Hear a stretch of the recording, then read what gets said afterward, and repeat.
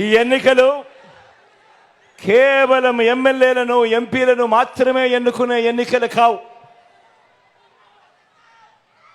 రాబోయే 5 ఏళ్ళు అంటే 1825 రోజులు, రాబోయే 1825 రోజులు, రాబోయే 60 నెలల పాటు మన బ్రతుకులు ఎలా ఉంటాయి అని నిర్ణయించే మన ఓటు ద్వారా మనం ప్రభుత్వాన్ని ఎన్నుకుంటాం.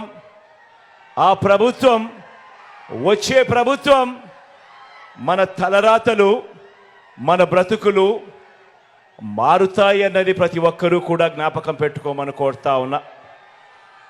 5 ఏళ్ళు అనంటే, వచ్చే 5 ఏళ్ళు అనంటే వచ్చే 60 నెలలు. ఈ కాలంలో మీకు ఈరోజు జగన్ ద్వారా అందుతా ఉన్న స్కీములు, జగన్ ద్వారా అందుతా ఉన్న ఈ పథకాలు ఇక మీదట కూడా అందాలా లేక వాటి రద్దా అన్నది మీ ఓటు మీదమే ఆధారపడి ఉంటుంది అన్నది ప్రతి ఒక్కరూ కూడా ఆలోచన చేయమని కోరుతా ఉన్నాను. జగన్కు ఓటు వేస్తే ఫ్యాన్ మీద 2 ఓట్లు వేస్తే పథకాలన్నీ కూడా కొనసాగుతాయి. లేదంటే పథకాలకు బాబు మార్కు మోసాలతో పథకాలన్నీ కూడా ముగిసిపోతాయి.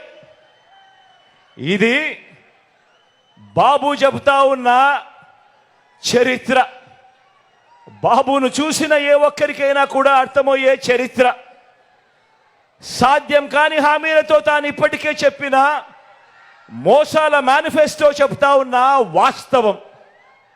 ఖచ్చితంగా ఈ అంశం కూడా ప్రతి ఒక్కరూ కూడా జ్ఞాపకం పెట్టుకోమని అడుగుతా ఉన్నా. మీరు ఫ్యాన్ ఓటుకు వేస్తే గ్రామాన, పట్టణాల్లోనూ, వార్డుల్లోనూ సేవలు అందిస్తా ఉన్న జగన్ మార్కు సచివాలయాలన్నీ కూడా కొనసాగుతాయి.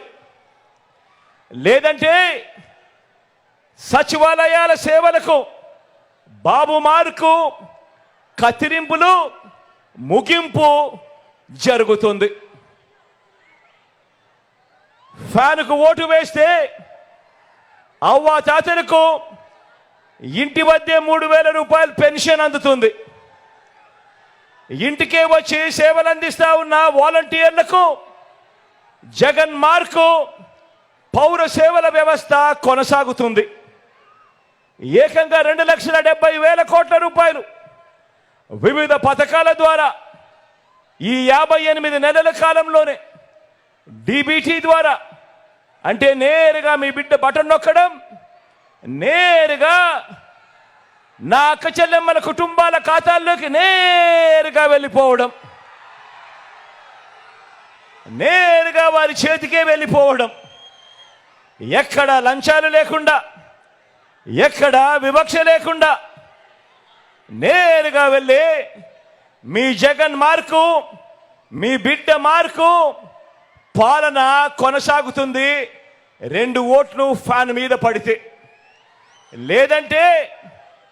లేదంటే ఇప్పుడు జరుగుతా ఉన్న వాలంటీర్ సేవలకు బాబు మార్కు ముగింపు. మళ్ళీ గ్రామాలలో జన్మభూమి కమిటీలు, మళ్ళీ గ్రామాలలో లంచాలు, మళ్ళీ గ్రామాలలో వివక్ష పాలన, మళ్ళీ దోచుకోవడం, దోచుకున్నదంతా కూడా పంచుకోవడం, ఇది జరుగుతుంది. పొరపాటున చంద్రబాబుకు ఓటేస్తే మళ్ళీ ఒక చంద్రముఖి నిద్రలేస్తుంది.